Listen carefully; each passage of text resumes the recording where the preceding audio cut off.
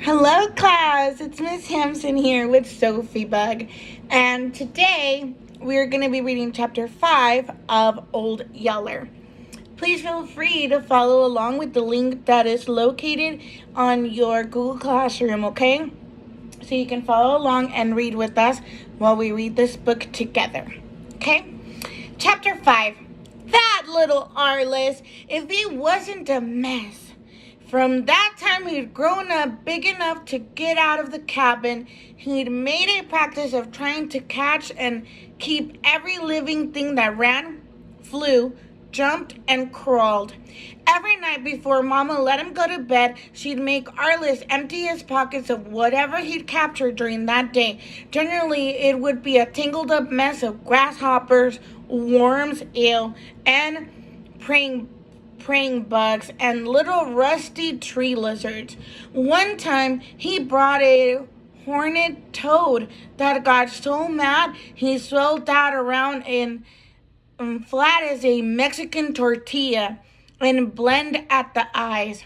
Sometimes it was stuff like a young bird that had fallen out of his nest before it could fly, or a green speckled spring frog, or a striped water snake.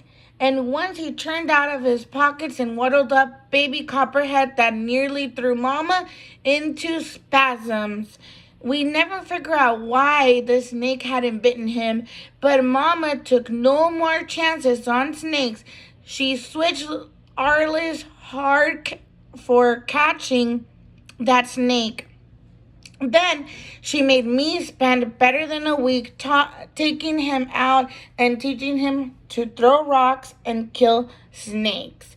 Teaching that was all right with little Arliss. If Mama wanted him to kill the snakes first, he'd kill them, but that still didn't keep him from sticking them in his pockets along with everything else he'd captured that day. The snakes might be stinking by the time Mama called him to empty his pockets, but they'd be dead.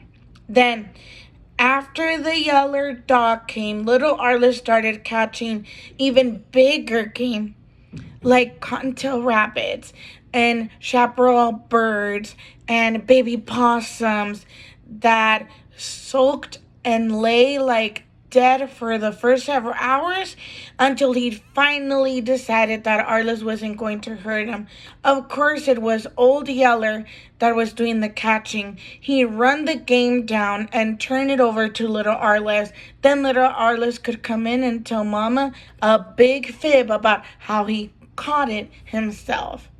I watched them one day when they caught a blue catfish out of a birdsong creek.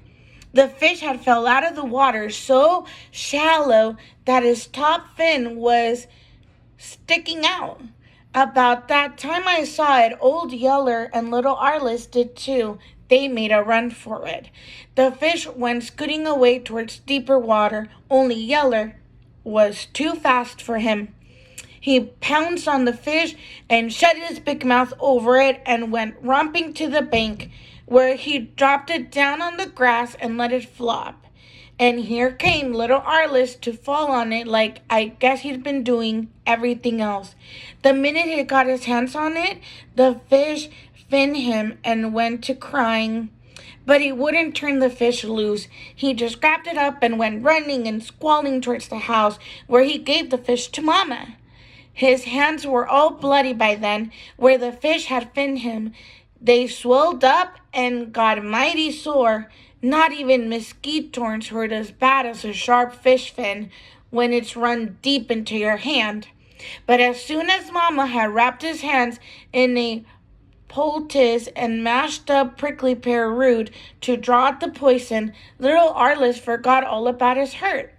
And that night, when we ate fish for supper, he told the biggest Wendy I have ever heard about how he dived down deep in the hole under the water and the rocks and dragged that fish out and nearly got drowned before he could swim to the bank with it. But when I tried to tell Mama what really happened, she wouldn't let me. Now, this is little Arliss's story, she said. You let him tell it the way that he wants to. I told Mama, then I said, Mama, that old yellow dog is going to make the biggest liar in Texas out of Arliss. But Mama just laughed at me. She always laughed at little Arliss big windies after she'd gotten out where he couldn't hear her. She said for me to let little Arliss alone. She said that if I ever told a bigger whooper than the ones I used to tell, she'd yet to hear it. Well, I hushed then. If Mama wanted little Arliss to grow up to be the biggest liar in Texas, I guess it wasn't any of my business. All of which I figure is what led up to little Arliss catching the bear. I think Mama had let him tell too many big yarns about his catching live game that he began to believe it himself. When it happened, I was down at the creek a ways, spitting rails to fix up the yard fence where the bulls had torn it down. I'd been down there since dinner, working on a stand of tall, slim post oaks. I chopped down a tree, trim off the branches as far up as I wanted, then cut away the rest of the top. After that, I'd start splitting the log. I split the log and diving steel wedges into the woods. I'd start at the big end of the hammer in a wedge with the backside of my axe. This would start a little split running lengthways of the log. Then I'd make a second wedge and dive it into the split. This split would lock further along and, at the same time, loosen the first wedge. I then knock the first wedge loose and move it up in front of the second one. Driving one wedge ahead of the other one like that, I could finally split the log in two halves. Then I'd go to work on the halves, splitting them apart. That way, from each log, I'd come up with 4 rails. Swinging that chopping axe was sure hard work. The sweat poured off me. My back muscles ached. The axe was so heavy, I could hardly swing it. My breath got harder and harder and harder to breathe. An hour before sundown, I was worn down to a nub. It seemed like I couldn't hit another lick. Papa could have lasted till past sundown, but I didn't see how I could. I shouldered my axe and started towards the cabin, trying to think of some excuse to tell Mama to keep her from knowing I was played clear out. That's when I heard little Arliss scream. Well, little Arliss was a screamer by nature. He'd scream when he was happy and scream when he was mad, and a lot of times he screamed just to hear himself make noise. Generally, we paid no mind to his screaming than we did to the gobble of the wild turkeys.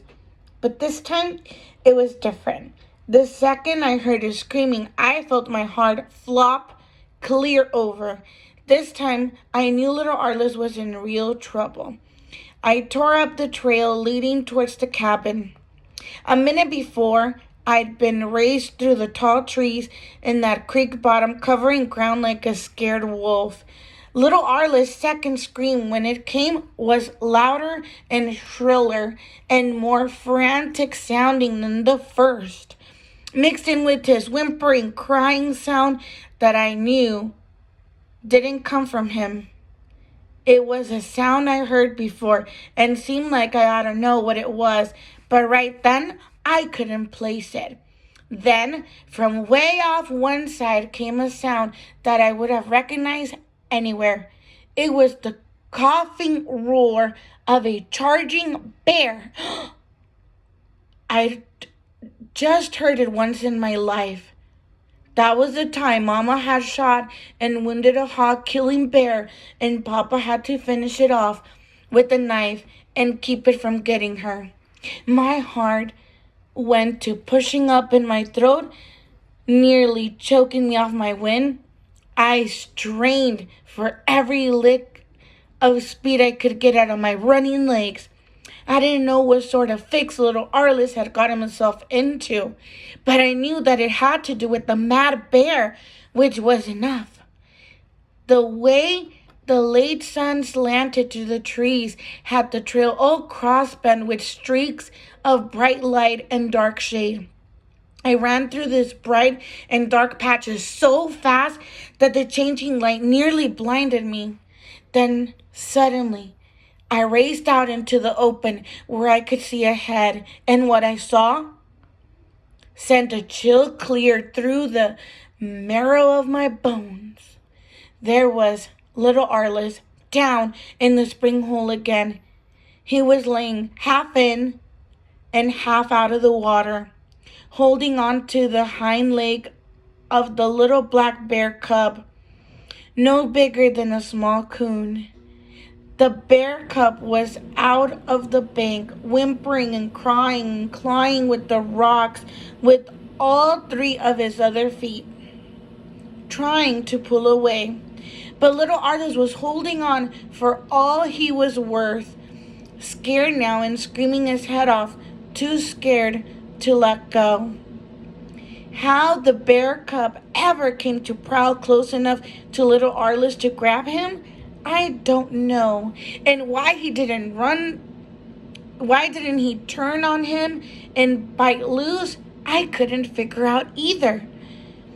Unless he was like little Arliss, too scared to think. But all that didn't matter now. What mattered was that the bear cub's mama, she'd heard the cries of her baby and was coming to save him. She was coming so fast that she had the brush popping and breaking as she crashed through and over it. I could see her black, heavy figure piling off down the slant on the other side of the Birdsong Creek. She was roaring mad and ready to kill. And worst of all, I could see that I'd never get there in time. Mama couldn't either. She'd heard Arliss too, and here she came from the cabin, running down the slant towards the spring, screaming at Arliss, telling him to turn the bear cub loose. But little Arliss wouldn't do it. All he'd do was hang with that hind leg and let out one shrill shriek after another, as fast as he could suck in a breath. Now, the bear was charging across the shallows in the creek. She was knocking sheets of water high in the bright sun, charging with her feet up and her long feet bare, filing the canyon with that awful coughing roar. And no matter how fast Mama ran or how fast I ran, the bear was going to get there first. I think I nearly went blind then, picturing what was going to happen to little Arliss. I know that I opened my mouth to scream, and not any sound came out. Then, just as the bear went lunging up creek bank towards little Arliss and her cub, a flash of yellow came streaking out of the bush. It was that big yellow dog. He was roaring like a mad bull. He wasn't 1/3 as big and heavy as the bear, but when he piled into her from one side, he rolled her clear off her feet. They went down in a wild roaring, tangled and twisting bodies and scrambling feet, slashing fangs. As I raced past them, I saw the bear lounge up and stand on her hind feet like a man while she clawed at the body of the old yeller dog hanging to her throat. I didn't want to see any more. Without ever checking my stride, I ran in and jerked little Arliss loose from the cub. I grabbed him by the wrist and yanked him out of the water and slung him towards Mama like he was half-empty sack of corn. I screamed at Mama, "Grab him, Mama! Grab him and run!" Then I swung my choking axe high and aimed to cave in the she-bear's head with the first lick. But I never did miss a strike. I didn't need to. Old Yeller hadn't let the bear get close enough. I couldn't handle her. She was too big and strong for that. She'd stand there on her hind feet, hunched over, and taking a roaring swing at him with one of those big front claws.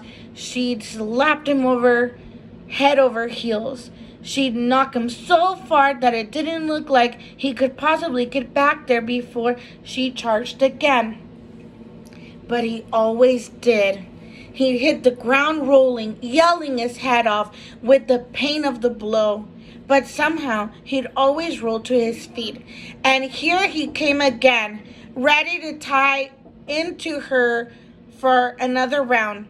I stood there with my axe raised, watching them for a long moment. Then, from up towards the house, I heard Mama calling, "Come away from there! Travis, hurry! Son, run!" That spooked me up until then. I'd been ready to tie into the bear myself. Now suddenly, I was scared of my wits again. I ran towards the cabin. But like it was, Old Yeller nearly beat me there. I didn't see it, of course, but Mama said the minute Old Yeller saw we were all in the clear and out of danger, he threw the fight to the she-bear and lit out for the house. The bear chased him for a little piece, but at that rate, Old Yeller was leaving her behind. Mama said it looked like the bear was backing up. But if the big yellow dog was scared or hurt in any way, when he came dashing in through the house, he didn't show it. He sure didn't show it, like we all did. Little Arliss had hushed his screaming, but he was trembling all over and clinging to Mama like he'd never let her go. And Mama was sitting in the middle of the floor, holding him up close, crying like she never stopped. And me, I was close to crying myself. Old Yeller, though, all he did was come bounding in to jump on us and lick us in the face and bark so loud that there, inside the cabin, the noise nearly made us deaf. The way he acted, you might have thought that bear fight hadn't been anything more than a rowdy romp that we'd all taken a part of for the fun of it. And that, my friends, was chapter 5 of Old Yeller. I'll see you guys on the next chapter. Bye.